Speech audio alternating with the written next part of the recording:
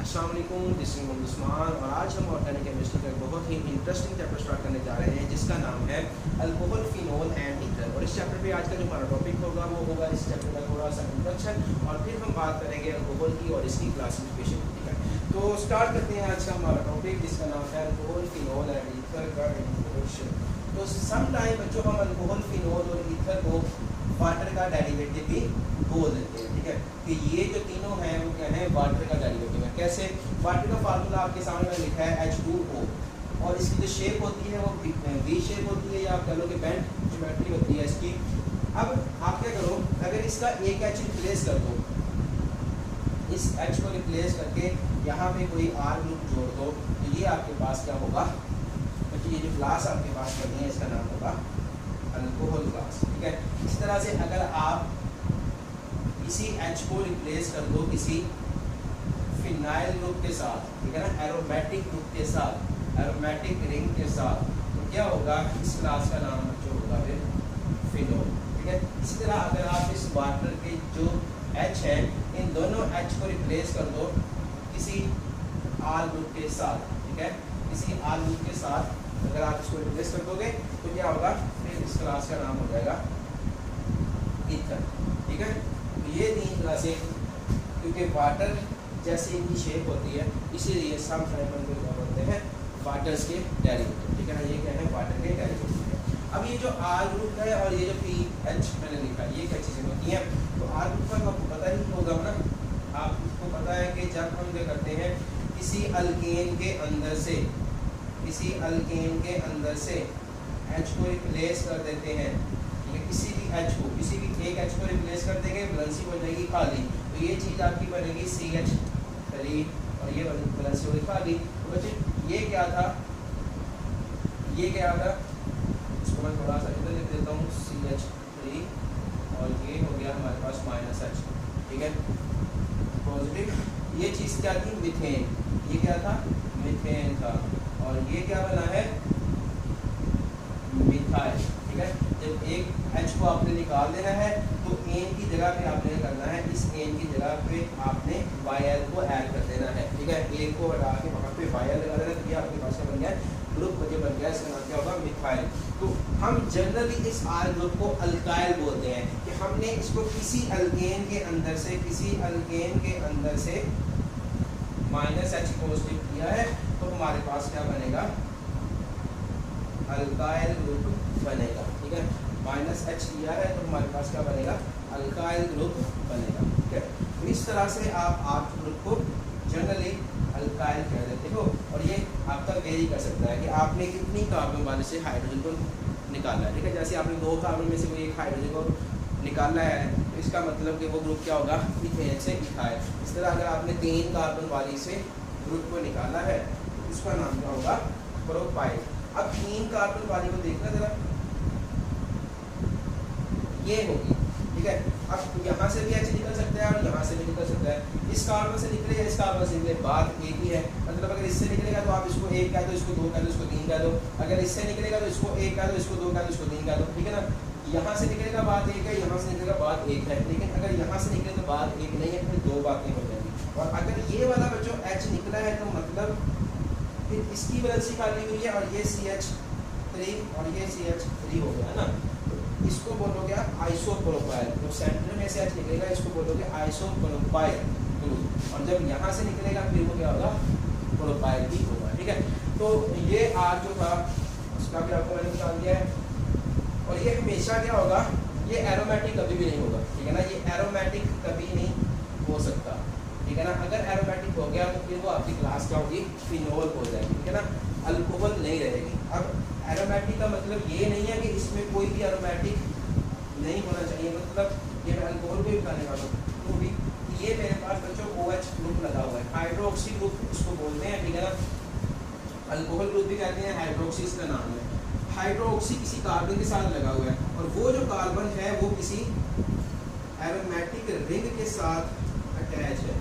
ठीक है ना, फिर तो ये बच्चों अल्कोहल ही है, लेकिन अगर ये इस तरह से डायरेक्टली अटैच हो फिर ये आपकी क्या होती है, फिनोल होती है। ठीक है ना, डायरेक्टली अटैच हो तो फिर क्या है, फिनोल है। इट्स मीन कि ये जो आपका R ग्रुप है इसमें क्या होना चाहिए, ये एरोमेटिक नहीं होना चाहिए, ठीक है ना, ये एरोमेटिक नहीं होना चाहिए। अब अगर इसकी बात करूं फिनोल की, तो इसमें ये जो पीएच मैंने लिखा है ये किधर से आता है? जो आपका बेंजीन होता है वो कुछ ऐसा होता है, बेंजीन में बच्चों हर कार्बन के साथ क्या होता है, एक एक हाइड्रोजन होता है, ये आपको अच्छे से पता है, आपने ये चैप्टर पढ़ लिया, ठीक है।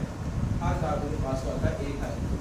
जब आप इसका एक हाइड्रोजन यहाँ से निकाल दोगे, है ना, जब इसका एक हाइड्रोजन यहाँ से निकाल दोगे तो क्या होगा, H हमने निकाल दिया, -H किया, तो इससे क्या होने वाला है, यहाँ पे एक वैलेंसी क्या हो गई, खाली, है ना, H वाली जो H का बाजू था वो टूट गया, तो H यहाँ से निकल गया, ये बाजू बच गया, है ना, हाथ टूट गया।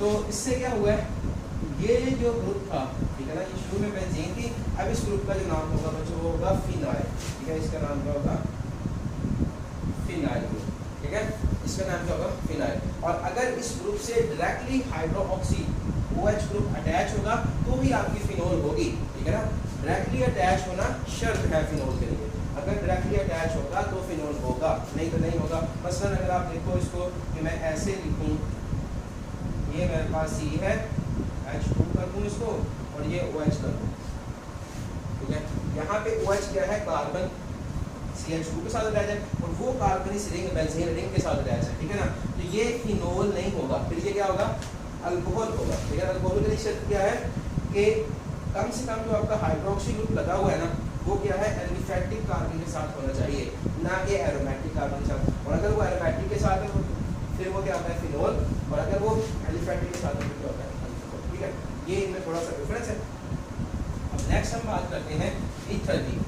ईथर में बच्चों आपके जो दोनों R ग्रुप है वो दोनों ही एरोमेटिक नहीं होने चाहिए, ठीक है, तो ये जो R ग्रुप होते हैं ईथर में, ठीक है, ये दोनों क्या हो सकते हैं, बराबर भी हो सकते हैं और दोनों बराबर नहीं भी हो सकते, ठीक है।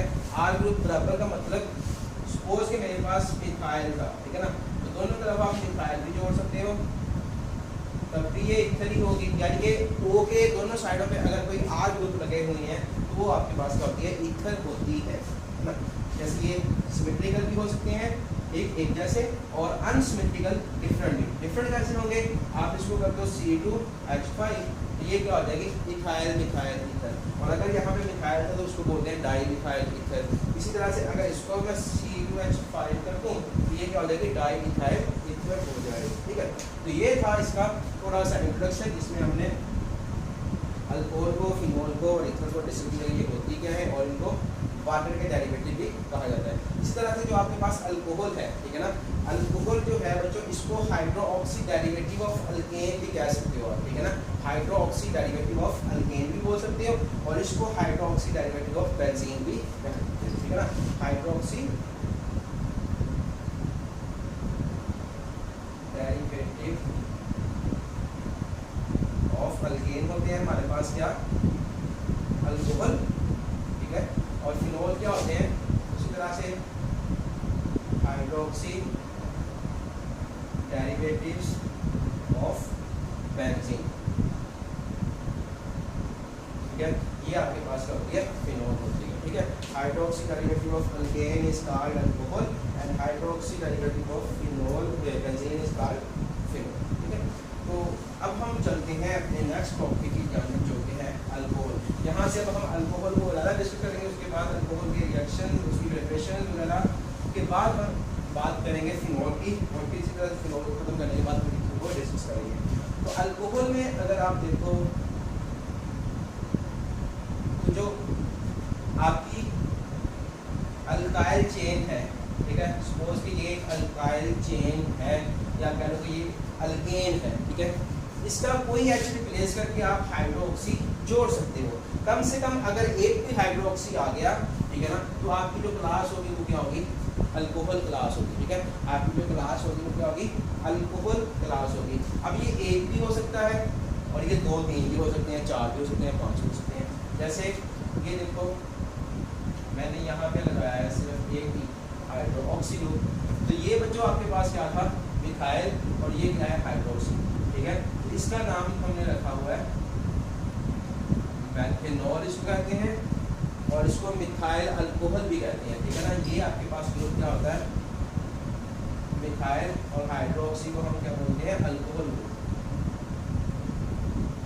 मिथाइल ये हो गया, ये क्या है, अल्कोहल, तो इसका नाम क्या होता है, मिथाइल अल्कोहल भी होता है। इसी तरह से अगर मेरे पास ये है, ठीक है, इसमें क्या था, सिर्फ एक ही हाइड्रोक्सी ग्रुप था, है ना, इसमें क्या है, 2 हाइड्रोक्सी ग्रुप आ गए हैं और बाकी वैसे आप हाइड्रोजन के साथ पूरी कर लो। तो इसी तरह से अल्कोहल जो होते हैं इनको आप क्लासिफाई कर सकते हो on the basis of hydroxy group. किसी में 1 है, किसी में 2 है, किसी में 3 है। तो हम इसको 2 तरह से क्लासिफाई कर सकते हैं। एक तो वो जिनमें सिर्फ और सिर्फ एक ही हाइड्रोक्सी ग्रुप होता है, उनको हम बोलते हैं मोनोहाइड्रिक अल्कोहल, मोनोहाइड्रिक अल्कोहल। और जो आपके पास जिनमें 2, 3, 4, 5, 6 या इससे ज़्यादा होते हैं, यानी कि जिनमें 1 होता है उनको तो आप मोनोहाइड्रिक कहते हो, जिनमें 1 से ज़्यादा होते हैं, सीधी सी बात है, वो क्या होंगे फिर आपके पॉली, ठीक है, पॉलीहाइड्रिक अल्कोहल। अब मोनोहाइड्रिक अल्कोहल की तो डिफरेंट बहुत सी एग्जांपल्स हो सकती हैं, जिस तरह से यहाँ पे मैं समझा दूँ और बाकी वैसे आप खुद ही पूरी कर देना। कितनी कार्बन है ये देखना है आपने, 1, 2, 3, 4 कार्बन है, और 4 कार्बन वाली को हम क्या कहते हैं, ब्यूटेन। ये होती है हमारे पास ब्यूटेन, और ये क्या है, अल्कोहल ग्रुप है। और अल्कोहल के लिए हम आईयूपीएक में कौन सा क्या यूज करते हैं बच्चों, OL सिर्फ यूज किया जाता है ना। तो अब ये इसका नाम क्या होगा, आपने ई को खत्म करना है और उसकी जगह पे ओल को ऐड कर देना है, इसका नाम क्या होगा, ब्यूटेनॉल, ठीक है। ये क्या होगा फिर आपके पास, ब्यूटेनॉल, और इसको 1 ब्यूटेनॉल भी आप कह सकते हो कि कार्बन नंबर 1 भी। तो इस तरह से आप इसके नाम तो हमने नंबर की ही है ना, सारे कंपाउंड्स की एक ही दफा में। तो ये आपके पास थी मोनोहाइड्रिक अल्कोहल, जिनमें सिर्फ और सिर्फ एक ही हाइड्रोक्सी ग्रुप लगा हुआ होता है। अब ये दरमियान में भी लग सकता है, ये किसी एंड पे भी लग सकता है, ठीक है ना, ये मुख्तलिफ जगह पे लग सकता है, लेकिन एक हाइड्रोक्सी ग्रुप होगा तो उसको हम मोनोहाइड्रोक्सी ग्रुप बोलते हैं। पॉलीहाइड्रोक्सी अल्कोहल पे आ जाओ, अगर किसी कार्बन में 2 या 2 से ज़्यादा हाइड्रोक्सी ग्रुप लगे हुए तो क्या होगा बच्चों, ये आपके पास क्या होगा फिर, पॉलीहाइड्रोक्सी अल्कोहल होगी। जैसे इसकी फेमस एग्जांपल ये वाली होती है, CH2, यहाँ पे भी OH और यहाँ पे भी OH, और इसको आपने अल्कीन के रिएक्शन में पढ़ा था, ठीक है ना, पढ़ा था कि अल्कीन के भी और अल्काइन के रिएक्शन। अल्कीन की जो आपने ऑक्सीडेशन करवाई थी, ठीक है ना, और एक इपोक्साइड वाला था जहाँ पे हम एयर को ऐड कर रहे थे अल्कीन में, तो इपोक्साइड बन थी। और फिर मैंने आपको बताया था कि इपोक्साइड जो होती है उसकी इंडस्ट्रियल जो वैल्यूएबल मटेरियल है वो क्यों, क्योंकि उसको हम ग्लाइकोल प्रिपेयर करते हैं। जब 2 हाइड्रोक्सी जैसे कार्बन में होते उसको हम बोलते हैं ग्लाइकोल, ठीक है ना। इसी तरह से अगर 3 हाइड्रोक्सी ग्रुप लगे हुए हैं सब बिल्कुल साथ साथ वाले कार्बन पे, इसको क्या बोलते हैं, ग्लिसरॉल, इसका नाम क्या होता है, ग्लिसरॉल, ठीक है। ये 2 फेमस नाम है, आपने याद रखने हैं। तो ये था हमारे पास अल्कोहल का क्लासिफिकेशन मेथड। अब ये जो हमारे पास मोनोहाइड्रोक्सी अल्कोहल है ना, इसको हम मज़ीद डिवाइड कर सकते हैं। ये जो आपके पास मोनोहाइड्रिक अल्कोहल है, इसको आप मज़ीद डिवाइड कर सकते हो, है ना, जिस तरह अल्काइल अल्कोहल में डिवाइड करता है। एक तो ये प्राइमरी हो सकती है बच्चों, प्राइमरी अल्कोहल, और इसी तरह से ये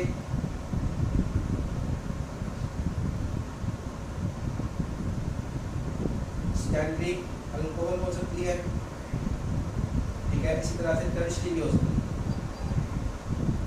टर्शरी अल्कोहल।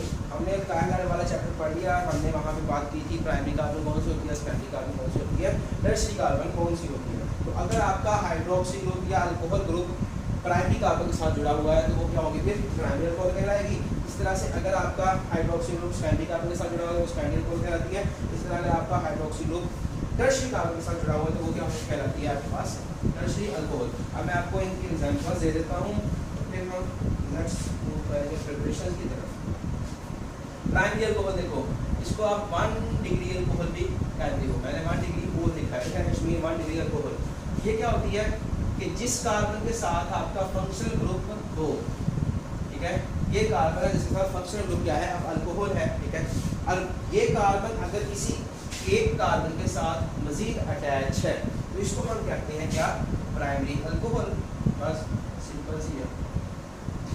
प्राइमरी अल्कोहल क्या होती है, वो कार्बन जिसके साथ हाइड्रोक्सी ग्रुप है वो सिर्फ और सिर्फ एक ही कार्बन के साथ अटैच हो तो हम उसको बोलते हैं प्राइमरी अल्कोहल। इसी तरह सेकेंडरी अल्कोहल कौन सी होगी, उसको हम कहते हैं 2 डिग्री कोल, 2 डिग्री अल्कोहल। इसमें क्या होता है कि जिस कार्बन के साथ OH ग्रुप अटैच होता है वो फर्दर 2 कार्बन के साथ अटैच होती है। तो ये देखो, ये कार्बन थी जिसके साथ हाइड्रोक्सी ग्रुप या अल्कोहल ग्रुप लगा हुआ है, ये कार्बन इस कार्बन के साथ भी अटैच है और इस कार्बन के साथ भी अटैच है, ये 2 कार्बन के साथ अटैच होगी, इसलिए हम इसको बोलते हैं 2 डिग्री या सेकेंडरी अल्कोहल। अब 3 डिग्री अल्कोहल्स की बात करूं, 3 डिग्री अल्कोहल्स की बात करूं, वो क्या होती है कि जिस कार्बन के साथ हाइड्रोक्सी अटैच है वो फर्दर 3 कार्बन के साथ अटैच होना जरूरी है, तो इसीलिए हम इसको क्या कहते हैं, 3 डिग्री अल्कोहल बोलते हैं, ठीक है। अब इसको नहीं देखना कि ये कितनी कार्बन के साथ आगे अटैच है, सिर्फ इस कार्बन को देखना है जिसके साथ फंक्शनल ग्रुप लगा हुआ है, ठीक है ना, वो सिर्फ 1, 2 और 3 के साथ ही अटैच है। ये आगे जितनी मर्जी के साथ हो उसके साथ हमें कोई लेना देना नहीं है, तो इसको अल्कोहल को हम बोलते हैं 3 डिग्री अल्कोहल। यहाँ तक क्वेश्चन लाल पूछेगा। अब नेक्स्ट हम लेक्चर में देखेंगे इसकी प्रिपरेशन पे।